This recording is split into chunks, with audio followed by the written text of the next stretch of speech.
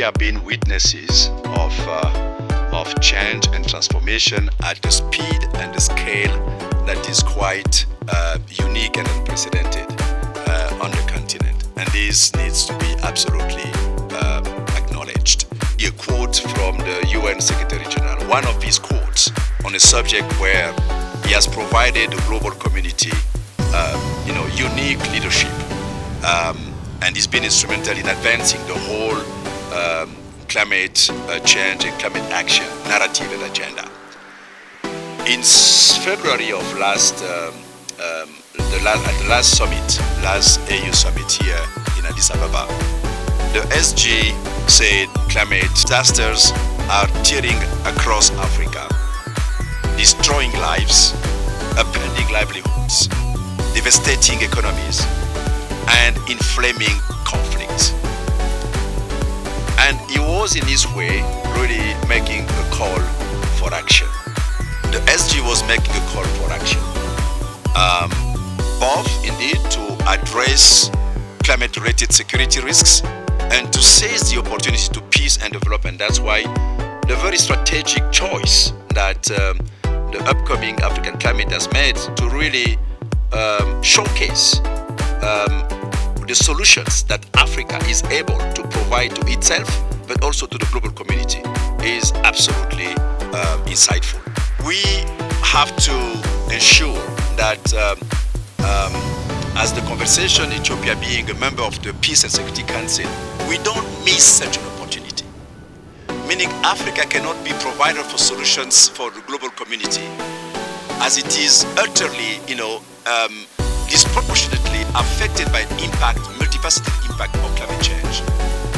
Waiting for all the commitment made since Paris to be delivered, so that we address the adaptation and mitigation gaps on the continent, and being silent on what is really happening, the impact on conflict is absolutely devastating.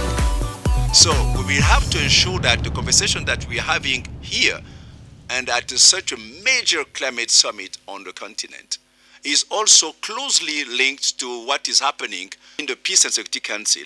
Well, indeed, through the leadership of the continent, Africa may be the first region to present to the global community a very articulated common African position on climate peace and security, which is absolutely critical.